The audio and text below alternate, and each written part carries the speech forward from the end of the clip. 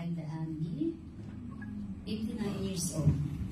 Ilan? Nagkaroon po ako na 59. Oh, bata. Bata naman. dito, breast cancer, stage 3C. Then, mastectomy ako.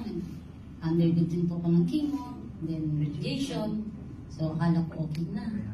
Meron pa rin palang tumubo dito. Dito ko mga bukol. Maraming bukol. So, hanggang sa naging metastasis na po yun, umabot po sa baga ko. Nagkaroon po ako ng tubig sa baga. At hinang-hinanap po ako. Hindi ko ano na nga po, hopeless na nga po ang isip ko noon kasi nagganon rin po ako ng mga kumuha na po ako ng mga St. Peter, like kasi hopeless na po talaga ako. Yun po ang iisip ko para hindi sila mahirapan. So, akala ko hindi na ako lalakas or ano.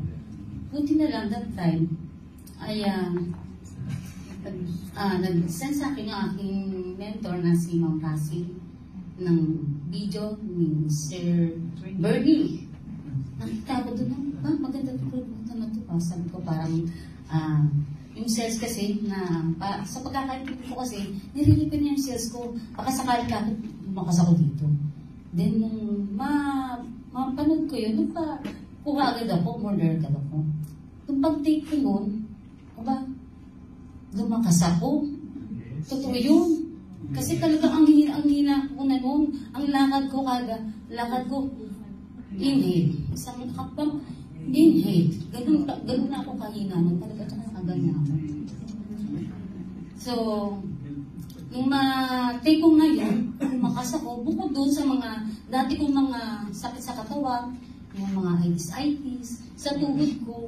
Kasi every time na uupo ako, hindi ako pwedeng tumayo nang hindi nakahawak. Ngayon, kayang-kaya ko na nga, hindi ako nakahawak.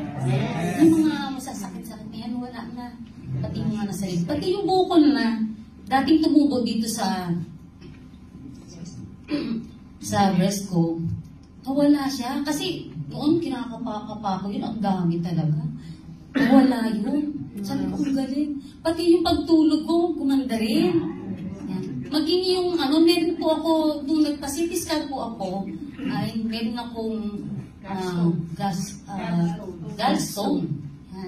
Then yung pinaka-latest result po ng CT scan ko, wala na siya. Yes! Maganda doon.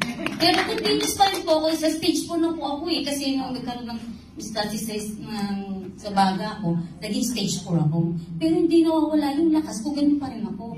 Kaya hindi sila maniwala sa akin na stage 4 na ako. Stage 4 ba yan? Ba't ang lakas? Parang hindi nata. Lawin ka nila sa akin. Kaya, continuous po ang inom ko ng ng Max DXL, then sinundan ko po ng 357 kasi yun pong gamot na pang stage 4 po, may another, ako ikibo pang stage 4 na talaga. Nagkukos po yun ng ang side effect ay sa puso naman. So nag-take po ako ng 357. Tinigil ko po yung na yun, na yung gamot na yun, pang stage 4. Di okay na po yung ko, hindi na rin ako hinihingal. Kaya, continuous lang po. Nag-umpisa po ako may January. Ito lang po. Pero malaki po na ito sa akin. Kaya, yung may mga health problems po sa inyo, yung mga baguhan natin, huwag na po kayo mag-isip. Napakagaling po talaga ng Max DXL. Hindi lang isang matutulong, mawawalang ma-address ng mga sakit nyo, mas marami pa. Hindi lang natin alam. Salamat po.